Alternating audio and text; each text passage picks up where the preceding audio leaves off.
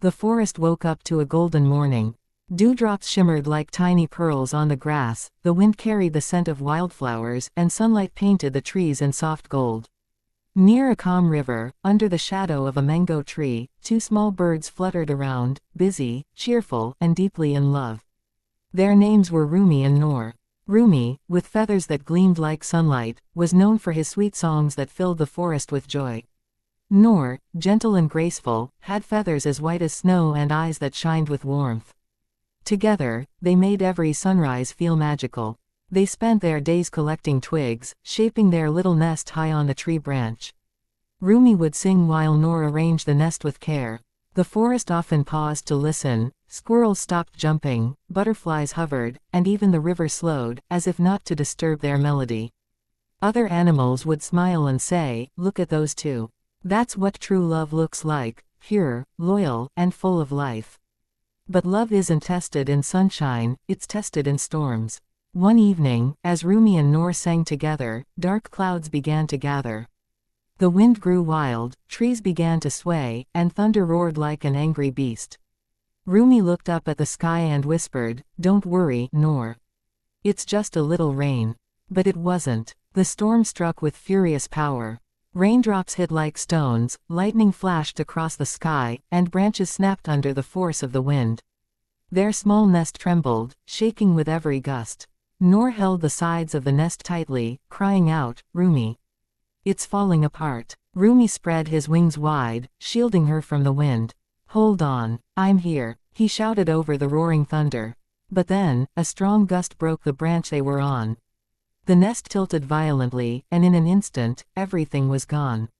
Noor screamed as she was swept into the dark storm, her white feathers vanishing into the night. Rumi tried to chase after her, but the wind threw him against the tree. The rain blurred his vision. He called out again and again, "Noor! Noor!" But there was no answer. When the storm finally ended, the forest was silent. Trees lay broken, the river had overflowed, and their beautiful nest was gone. Rumi sat on the branch, soaked and trembling. His heart felt heavier than the rain. Days turned into nights, but he didn't stop calling her name.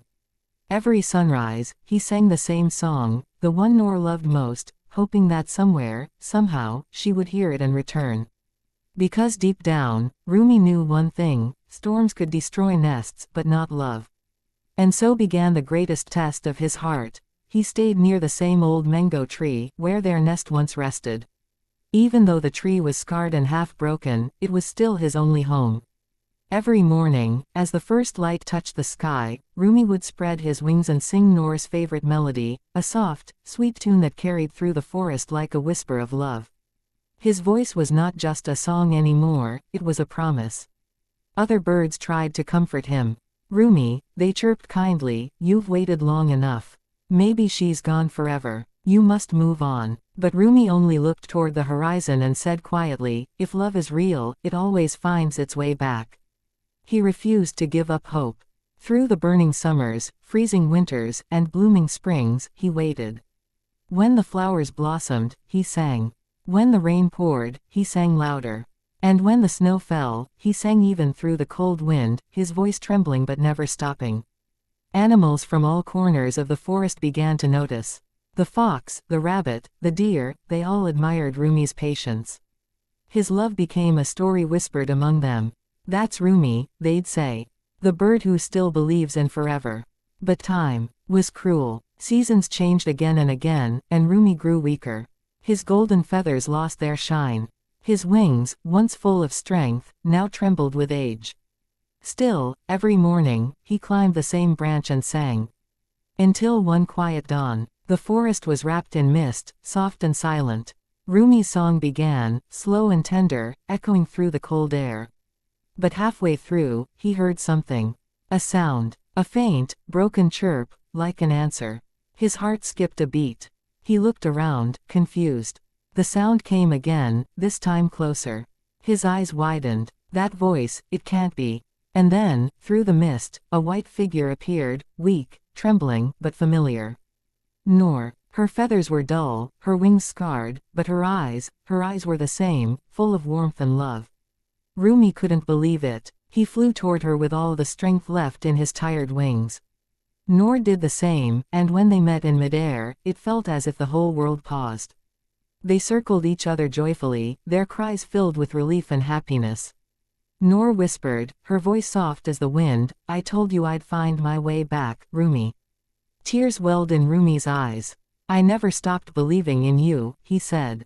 The forest came alive again, the trees swayed gently, the river sparkled, and every creature watched as the two lovers reunited. That day, Rumi and Noor built a new nest together, on the same old tree, but this time, even higher, where no storm could ever reach them. Because love that survives time, becomes unbreakable. They rebuilt their nest, stronger and safer, high above the river. Every twig they placed carried a promise. Every feather woven into the nest was a reminder of the love that had survived storms, distance, and time. Every morning, they sang together again. Their voices blended like the sunrise and the sky, soft, golden, and full of peace. Animals gathered under their tree to listen. Even the old owl, who had helped Noor during her recovery, watched proudly from a nearby branch. The fox whispered to the rabbit, "That's more than love, that's faith turned into life." Rumi and Noor's song became the heartbeat of the forest. Days felt brighter, and even nights seemed warmer. They taught everyone that love isn't about being perfect, it's about never giving up on each other. But as the years passed, time began to leave its gentle marks. Rumi's once shiny golden feathers faded into pale amber. Noor's wings grew slower. They didn't fly as far as before, nor sing as loudly, but their bond only grew deeper. Every evening, they would sit side by side, watching the sunset paint the sky. Noor would rest her head against Rumi's wing and whisper, "Do you remember our first song?" Rumi would smile softly, "How could I forget? It was the song that brought you back to me." Their laughter echoed like the sound of bells, soft, fleeting, but full of life. One golden evening, the sky glowed with a peaceful orange light.